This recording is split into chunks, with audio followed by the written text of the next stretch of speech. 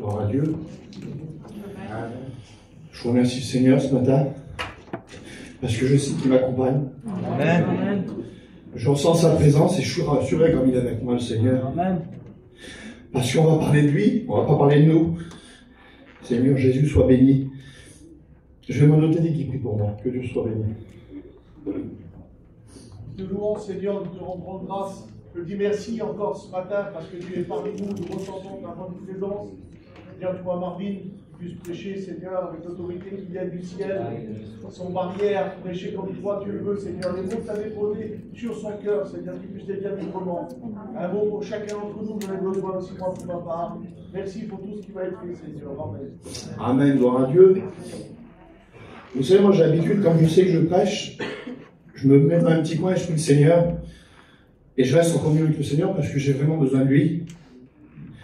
C'est mon troisième culte aujourd'hui. Je suis candidat au ministère. J'ai sorti de mes écoles bibliques cette année, ma deuxième année. C'est une grâce, c'est une charge. C'est un honneur de prêcher la parole de Dieu. Amen. Et quand on écoute, moi j'écoute, je suis attentif aux réunions quand je prêche. Et le frère, il a commencé à prier, il dit Seigneur, que chacun ait un petit bout de pain. Amen.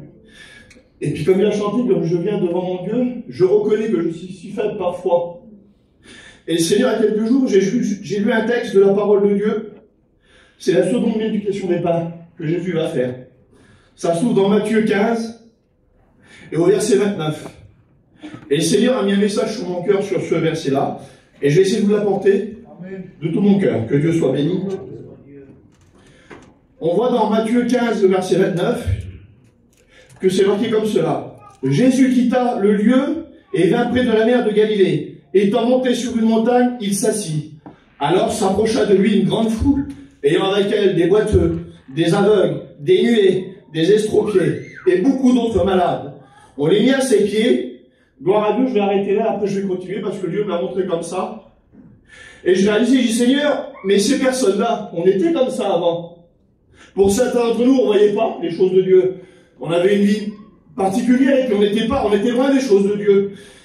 Mais le Seigneur nous rappelait que, on voit que dans la parole de Dieu, c'est quelques jours qui les suivent. Et si on disait avec le temps, nous, tout le temps qu'on suit le Seigneur, est-ce que des fois les épreuves de la vie, les problèmes, les difficultés, nous ont peut-être pas rendu dans ces moments-là un petit peu différents? Parce qu'on voit dans la parole de Dieu que c'est arrivé. Et on peut lire dans la parole de Dieu que, il dit qu'il y avait des boiteux. Alors le mot boiteux, des fois, il peut être dérangeant. Mais quand on regarde ce que veut dire le mot boiteux, c'est quelqu'un qui n'est pas d'aplomb, qui chancelle, qui est fragile, qui n'est pas stable. Et est-ce que des fois on ne sait pas comme ça maintenant, nous, devant les ennemis, devant les choses de la vie qui nous ont accablés, et on n'est plus d'aplomb à dire non, j'en veux pas, non, je ne le fais pas. Est-ce que l'instabilité, elle est comme avant? Parce que dans la parole de Dieu, il y avait un homme qui s'appelle Méphibosheth. Ça se trouve dans 2 Samuel 9-7. Et vous connaissez cette histoire. Mais voilà, lui, il avait une route tracée, cet homme-là. Il avait une route ferme, droite devant lui. Son grand-père était un roi. Son père était un prince. Mais voilà les circonstances de la vie. Lui, il aurait dû infirme, mis dans un coin, et fatigué tout seul. Et une servante le servait. Mais moi, je bénis Dieu. Parce que Jésus prend soin de ses enfants. Amen. Et Dieu prend soin de ses enfants. On voit que David devient roi. Et est-ce qu'il y a quelqu'un qui veut faire du bien dans la maison de Jonathan? Et voilà qu'il dit oui, il y a un homme qui s'appelle Méphibosheth. Et on sait que David, il représente Jésus. Et on apprend aux écoles bibliques parce qu'il était de la même vie, il était prophète, il a toujours gagné des batailles. Il était roi, il était berger, alors on typifie beaucoup Jésus et David. Et là, David va s'approcher de cet homme-là. Et va le rétablir. Parce qu'il sait que la vie était injuste avec lui. Et des fois, la vie n'est pas toujours juste, elle est difficile. Mais le Seigneur veut te rétablir aujourd'hui. Il dit, tu mangeras tous les jours à ma table. Il a mangé à la table du roi, il a donné tous les terres qu'il avait perdu de son père. David a tout redonné à Méphibosheth. Et c'est ce que Jésus veut faire aujourd'hui avec nous. Il veut tout nous redonner, ce qu'on a perdu. Amen. Avec le temps. Que Dieu soit béni. Il parlait d'aveugle dans la parole de Dieu. On le connaît aussi, l'aveugle qui est à Jéricho, il s'appelle Bartimée. Mais quand on découvre encore l'histoire de Bartimée, qu'on la lit, on voit que c'est un homme qui a perdu la vue. Alors qu'il connaissait avant et qu'il a perdu ce qu'il avait. Et comme on voit le mot aveugle, ça peut être dérangeant aussi. Alors j'ai regardé la parole de Dieu. Et dans les textes originaux, aveugle veut dire cécité. Aveuglement de l'esprit, égarement et entêtement. Et avec le temps, est-ce qu'on a toujours la même vision spirituelle qu'on avait avant? Est-ce que l'ennemi nous a tellement plongé dans le noir qu'on n'a plus les bénédictions de Dieu qui nous attendent? On n'a plus l'espérance qui nous attend. On n'a plus la guérison qui nous attend. Parce que l'ennemi a mis un voile sur nos yeux. Mais voilà, comme les ténèbres sont là, il y a la lumière qui est là aussi. Et Jésus va passer, parce qu'on voit que cet homme-là connaissait les Écritures. Il va dire, Jésus, fils de David. Il savait. La seule solution pour retrouver ce que tu as perdu, pour que le voile saute de tes yeux, que le noir tombe, il faut te placer devant Jésus. Et comme il va se mettre devant Jésus, à l'instant même, Jésus va le guérir, il va donner la vision. Ça serait peut-être bien qu'on retrouve la vision que le Seigneur nous avait mis notre espérance devant nous. Amen. La guérison devant nous. Parce que je l'attends encore, cette guérison, moi. T'attends peut-être de la guérison, mais faut pas croire que l'ennemi t'a aveuglé. Faut croire que c'est possible, parce que Jésus est vivant. Amen. Que Dieu soit béni. Amen. Il est parlé des muets. Un muet, c'est refus de parler, qui est empêché de parler, et qui ne parle pas de quelque chose. Et moi, je l'ai mis. Parler à Dieu, c'est prier. Et peut-être que l'ennemi a joué son rôle là-dedans aussi. Avec le temps, il t'a bouché la bouche.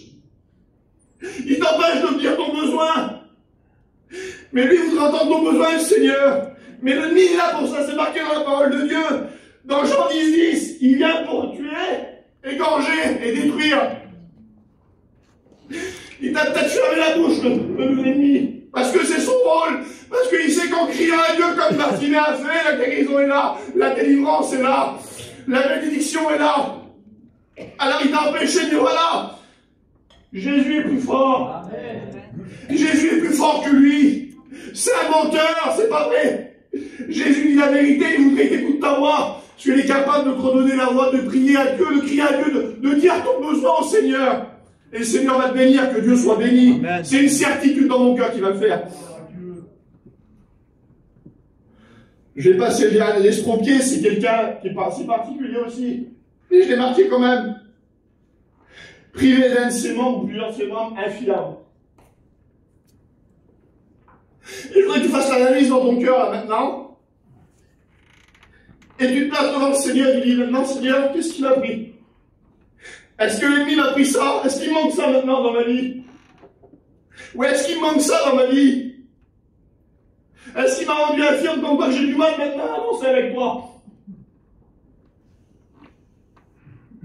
Et j'aimerais te dire qu'il y a un verset que j'ai découvert l'autre jour, je ne l'avais jamais vu. Et il se trouve dans Ésaïe 35:4. Et c'est ce qui peut se passer aujourd'hui. On lit ensemble. Ésaïe 35:4. Dis à ceux qui ont le cœur troublé, prenez courage. Ne craignez point. Voici votre Dieu. Un peu plus belle est marqué, il viendra lui-même et vous sauvera. Alors, s'ouvriront les yeux des aveugles, s'ouvriront les oreilles des sourds.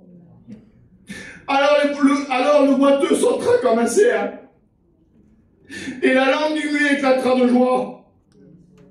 Car les jours jailliront dans le désert, et des ruisseaux dans la solitude. Et quand on lit le passage de la parole de Dieu à la multiplication des pains, c'est ce qui se passe.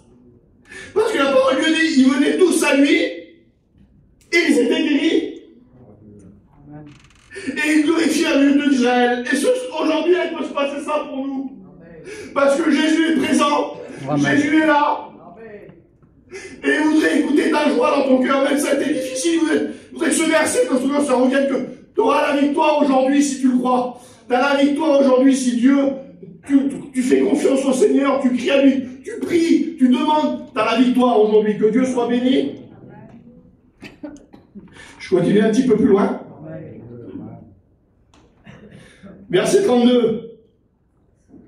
Jésus, en appelant ses disciples, dit, je suis ému de compassion pour cette foule. Voilà ce qu'il est Seigneur aujourd'hui, comme il nous a rassemblés, il est ému de compassion pour nous. Parce qu'il connaît nos besoins, il connaît nos difficultés, il connaît ce qu'on attend de lui. Amen.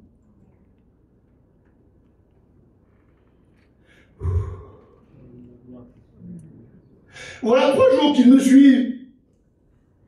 Et ils n'ont rien à manger. Je ne veux pas les renvoyer à jeûne, de peur que les forces leur manquent en chemin. Et le Seigneur, c'est ce qu'il veut faire aujourd'hui, de nous nourrir, frères et sœurs. Amen. Amen. Parce qu'il sait qu'on est sur un chemin. Et au bout de ce chemin, il y a la bénédiction pour nous. Parce qu'il sait qu'au bout, nous attend notre bénédiction. Alors ce serait notre délivrance, notre guérison, notre miracle. Le ciel qui nous attend. Mais pour y aller, il nous faut encore de la force. Et Jésus, tellement qu'il nous aime, il dit, je ne veux pas les laisser sans force. Parce que je les ai avec moi dans le ciel. Alors je vais leur donner ce matin. Et le Seigneur veut nous donner ce matin. Amen. Il dit à ses disciples, donnez-leur vous-même à manger. Et c'est ce qu'ont fait les serviteurs de Dieu, c'est ce qu'on essaie de faire de tout notre cœur. Et je prends ma part aussi. Dieu se sert des hommes pour donner à manger au peuple. Amen. Alors moi, je n'ai pas grand-chose dans mes mains, je le dis en vérité. Mais voilà, Dieu m'a donné ce message aujourd'hui pour vous, et je l'apporte de tout mon cœur. Alors Jésus va les faire asseoir. Il prit les 7 pains et les 2 poissons, les poissons qu'il avait. Et ce que je voudrais faire avec vous ce matin, moi, je voudrais prendre cette corbeille-là. Je voudrais t'attendre devant toi, là. Et je vais dire, prends ce que tu as besoin. Prends ce qui te manque. Reste dans ton cœur ce qui t'a pris et pioche. T'as ton petit bout de pain à toi, là. T'as ta bénédiction qui t'attend, là. Il t'a peut-être pris les armes. Le casque du salut. Ta joie. La ceinture de vérité. Le bouquet de la foi, je sais pas moi. Le zèle de l'évangile. Prends ce qui t'a pris. T'as le droit, t'es un enfant de Dieu. Amen. Jésus est présent. Il a plus de pouvoir sur nous. Prends ce que t'as besoin pour continuer ta petite route. Parce que bientôt nous attend un jour glorieux, frères et sœurs. Et je vais bientôt terminer. Bientôt, je le sais de tout mon cœur, moi. Il y a un verset qui nous dit, sur les Thessaloniciens, il parle souvent de la trompette va sonner, et puis c'est merveilleux quand il parle. Voilà l'archange, le son de la trompette de Dieu.